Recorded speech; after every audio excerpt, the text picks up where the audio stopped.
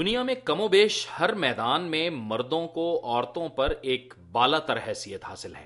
سیاست، معیشت، تعلیم، کھیل، فنون لطیفہ، ہر جگہ خواتین کم یا ماتحت دکھائی دیتی ہیں. ہمارے معاشرے میں تو عورت کا مرد کے بغیر زندہ رہنے کا تصور بھی محال ہے. حد یہ ہے کہ بیٹے کی خواہش تو ہر طرف ظاہر کی جاتی ہے مگر بیٹی کی تمنا کا اظہار کم ہی دکھائی دیتا ہے. حتیٰ کہ عام طور پر خواتین بھی بیٹے کو بیٹی پر ترجیح دیتی نظر آتی ہیں. آج دین و دانش میں ہم مختلف اسکالرز کی مدد سے یہ بات سمجھنے کی کوشش کریں گے کہ عورت کے معاملے میں اس صورتحال کے اسباب کیا ہیں. کیا عورت مرد کے مقابلے میں کمتر ہے؟ کیا عورت کا یہ درجہ مذہب نے طے کیا ہے یا یہ مذہب کی کسی غلط فہمی کا نتیجہ ہے یا یہ ہندوانہ معاشرے کے اثرات ہیں؟ مذہب نے عورت کی گواہی اور دیت مرد کے مقابلے میں آدھی کیوں طے کی ہے؟ وراثت میں بیٹی کو بیٹے سے کم حصہ کیوں دیا جاتا ہے؟ عورت کی امامت کو ناپسند کیوں کیا جاتا ہے؟ شوہر کو بیوی پر برتری کیوں دی گئی ہے؟ عورت مرد کی پسلی سے پیدا ہوئی جیسی روایات کا مطلب کیا ہے؟ بسم اللہ الرحمن الرحیم. اللہ کے نام سے جو سراسر رحمت ہے، جس کی شفقت ہمیشہ ہمیشہ کے لیے. خواتین و حضرات، دین و دانش کے ایک نئے سیٹ پر ایک نئے انداز کے ساتھ آپ کی خدمت میں حاضر ہیں. آج کے پروگرام کے بارے میں آپ نے ایک پیکیج ملاحظہ فرمایا. میں آج کے مہمانوں کا آپ سے تعارف کرا دوں. اس میں میرے دائیں جانب تشریف فرما ہیں ڈاکٹر خالد ظہیر صاحب. ان کو کسی تعارف کی ضرورت نہیں ہے. ڈاکٹر صاحب ہمارے پروگراموں میں اب انشاءاللہ ریگولرلی آئیں گے. یہ ہمارے مستقل مہمان ہوں گے اور اسلام کے بارے میں آپ کی معلومات سے انشاءاللہ ہم استفادہ کریں گے. اور ڈاکٹر خالد ظہیر کے ساتھ تشریف فرما ہیں جسٹس ریٹائرڈ ناصرہ جاوید صاحبہ. آپ کو خوش آمدید کہتا ہوں.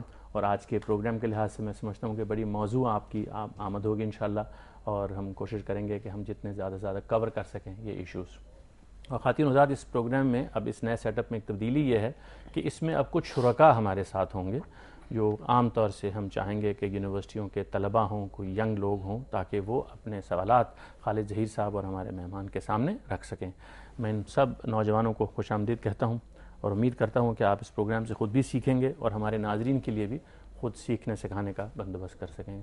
ڈاکٹر خالد ظہیر صاحب، اس اختصار کے ساتھ میں نے معاملے کو چھیڑ دیا ہے. میں یہ چاہوں گا کہ آپ یہ بتائیے کہ اسلام عورتوں کے بارے میں، خواتین کے بارے میں کیا تصور دیتا ہے؟ وہ کیا صحیح متوازن تصور ہے، فہم ہے جو ہم کو رکھنی چاہیے خواتین کے بارے میں؟ ایک تو ظاہر ہے کہ ہم جس دور میں جی رہے ہیں اس میں ایک منفی ایک تاثر پروپیگنڈا ہے، جس کی وجہ سے یہ بات بڑی کلیئرلی بیان کرنے کی ضرورت پیش آتی ہے کہ اللہ تعالیٰ نے اپنے کلام میں اس بات کو واضح فرمایا ہے کہ اللہ تعالیٰ کی نگاہ میں مرد اور عورت دونوں برابر ہیں، یکساں طور پر وہ قابل احترام ہیں. اس دنیا میں جس امتحان کے لیے ان کو بھیجا گیا ہے، دونوں کے پاس بے پناہ موقع ہے کہ وہ نیک اعمال کر کے صحیح رویہ اختیار کر کے اللہ کو راضی کریں. ایک ہی انسان کے وجود کے یہ دو حصے ہیں اور اس طرح سے یہ پارٹنرز ہیں، یہ ایک پیئر ہیں کہ جس میں دونوں شامل ہیں. دنیاوی کچھ ذمہ داریوں کے لحاظ سے البتہ دونوں کے چونکہ وجود ایک دوسرے کو سپلیمنٹ کرتے ہیں، ان کی ذمہ داریاں کہیں کہیں فرق ہیں، لیکن اس میں بھی جو فرق ہے اس کو اللہ تعالیٰ نے اپنی شریعت میں تو بڑے ہی توازن کے ساتھ ملحوظ رکھا ہے. انفارچونیٹلی یا تو اس کو صحیح طرح سے سمجھا نہیں گیا اور یوں ایک غلط تصور مسلمانوں کے ہاں بہت زیادہ رائج ہو گیا، یا پھر مغرب میں ایک بغیر وجہ کے برابری کا ایک ایسا تصور پیش کر دیا گیا کہ جو بالکل ان نیچرل ہے، کہ جس کے مقابل میں معلوم یہ ہوتا ہے کہ ہمارا دین کوئی ایسی بات کر رہا ہے کہ جس میں عورت کا مقام کمتر ہے. ایسی ہرگز کوئی بات نہیں ہے.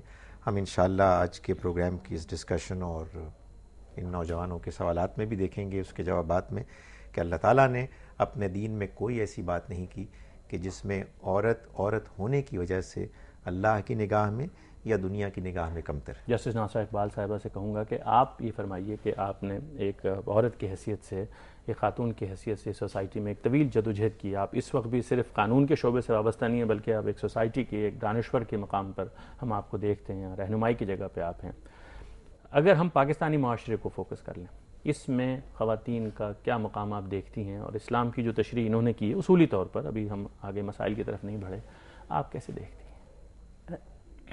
انہوں نے بالکل صحیح تشریح کی. میں سمجھتی ہوں انہوں نے پہلے شروع میں یہی کہا کہ اسلام میں مردوں اور عورتوں میں اس طرح امتیاز نہیں ہے کہ ایک کم تر ہے ایک زیادہ ہے، دونوں کو برابری کی دی ہے حیثیت کہ ذمہ داریاں اپنی اپنی معاشرے کے مطابق علیحدہ علیحدہ ہیں. لیکن آپ دیکھیے کہ ہمارا جو معاشرہ ہے آج کا، ہم تو اکثریت جو ہے وہ ہندوؤں سے مسلمان ہوئے، کچھ مسلمان جو ہیں وہ آئے سینٹرل ایشیا سے، لیکن وہ بھی اپنے مذاہب سے کنورٹ ہی ہوئے اور پھر مسلمان ہوئے. تو جہاں جہاں سے جو بھی آیا، اور خاص طور پہ جو اس خطے میں ہیں ہندوؤں سے مسلمان ہوئے وہ اپنی پرانی تہذیب تمدن کی جو روایات تھی وہ ساتھ لے کے چلتی رہیں. اور پھر ایک آپ کو پتہ ہے جاگیردارانہ نظام یہاں بہت زیادہ ہے، جس کی وجہ سے میں سمجھتی ہوں کہ یہاں عورت کو اپنا صحیح مقام معاشرے میں نہیں حاصل.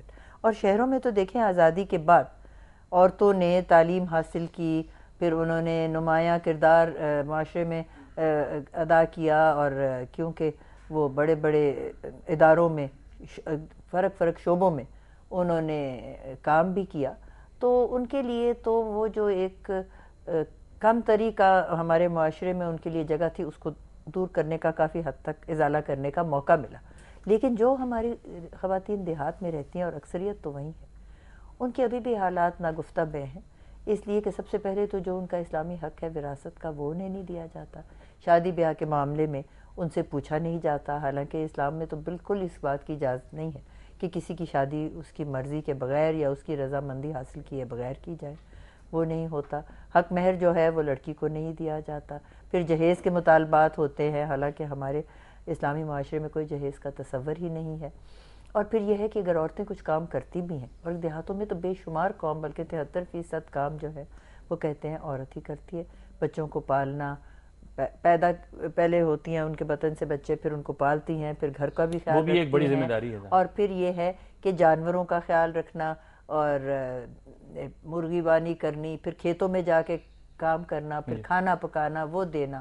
تو دورہ کام جو ہے وہ عورت کا بھی ہوتا ہے، لیکن اس کو اس کا معاوضہ نہیں ملتا، اور اس کے کام کو کام کے اعداد و شمار میں ہی نہیں شامل کیا جاتا. ڈاکٹر خالد ظہیر صاحب، میں چاہوں گا کہ آپ کوئی ایک ایسی بنیادی قرآن کی آیت جس میں واضح طریقے پر معلوم ہو سکے کہ انسان ہونے کے ناطے سے کوئی فرق نہیں ہے، البتہ جو فرق دوسرے ہیں، مثال کے طور پر جیسے شوہر ہونے کے ناطے سے اگر ہم یہ کہیں کہ وہ ایک درجہ فضیلت کا ہے، تو اس کی کیسے آپ تشریح کریں گے؟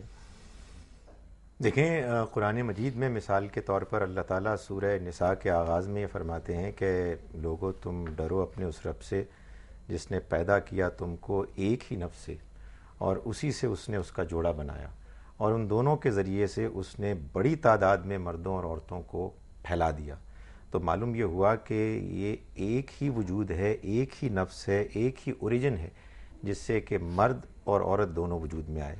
دوسری جگہ پہ اللہ تعالیٰ یہ فرماتے ہیں کہ ہم نے تم کو ایک مرد اور ایک عورت سے پیدا کیا اور پھر تم کو شعوب اور قبائل میں بانٹ دیا، یعنی قوموں میں اور ٹرائبز میں تم کو تقسیم کر دیا. یہ بھی تو کہا جاتا ہے نا کہ مرد کی پسلی سے عورت کو پیدا کیا، یہ ان آیات سے کچھ یہ مطلب نہیں؟ اس آیت میں تو یہ بالکل بات بیان نہیں ہوئی ہے. یہ انفارچونیٹلی اس آیت کی تشریح میں ہمارے ہاں اس کو کہتے ہیں نا اسرائیلیات، بنی اسرائیل کے کچھ اقوال ہیں کہ جس کا کوئی تعلق ہمارے دین سے نہیں ہے، اس کو اس میں ایسے شامل کر لیا گیا ہے کہ معلوم یہ ہوتا ہے کہ قرآن مجید اس کو بیان کر رہا ہے.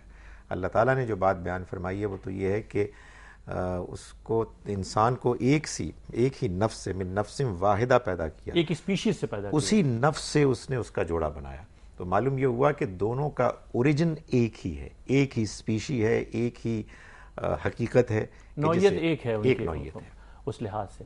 ڈاکٹر صاحب، یہ آپ نے سنی گفتگو جسٹس ناصر اقبال کی، یہ ہماری سوسائٹی پر ہم جب یہ اصول دیکھتے ہیں کس حد تک کار فرما ہیں تو وہاں حقیقت بہت فرق ہے، خاص طور پہ وہ ہمارے غریب طبقے میں ہم دیکھیں. لیکن یہ بات بھی ہے کہ جو جاگیرداری آپ کہہ رہی تھیں اس کے اندر بھی دیکھیں وہ جو کلچر ہے جاگیردارانہ، وہاں پر جو اچھی کھاتی پیتی خواتین بھی ہیں وہاں ان کا بھی حق بہت ہی کم ہے، یعنی ان کا سوسائٹی میں رول بہت کم ہے، ان کو فیصلہ کرنے کی قوت ان کے ہاں نہیں ہے، ان کو معاشرے میں کوئی کردار ادا کرنے کے لیے مردوں کا مرہون منت ہونا پڑتا ہے. یہ بات بالکل انہوں نے بجا فرمائی، اور محسوس ایسا ہوتا ہے کہ چونکہ ہمارا پس منظر ایسا ہے کہ جس میں ہندو معاشرت کا بڑا گہرا اثر ہے، تو معلوم یہ ہوتا ہے کہ قرآن مجید کی تعلیمات کی وہ تشریح کہ جو اس خاص پس منظر کو زیادہ اپنے مطابق حال لگتی ہے اس کو قبول کر لیا گیا اور وہ گویا کہ دین کا حصہ بن گئی. حالانکہ اگر قرآن مجید کو صحیح طرح سے سمجھا جائے، اور میں گزارش کرتا ہوں کہ احادیث کی روشنی میں قرآن مجید کو سمجھا جائے اور قرآن کو اس پر پوری طرح سے کسوٹی کی حیثیت دی جائے، تو آپ یہ محسوس کریں گے کہ نبی اکرم صلی اللہ علیہ وسلم نے بھی جہاں جہاں وضاحتیں فرمائی ہیں وہ کہیں بھی اس بات کو نہیں بیان کرتی ہیں کہ عورت کسی درجے میں بھی مرد سے اللہ کی نگاہ میں حقیقت میں بحیثیت انسان کمتر ہے۔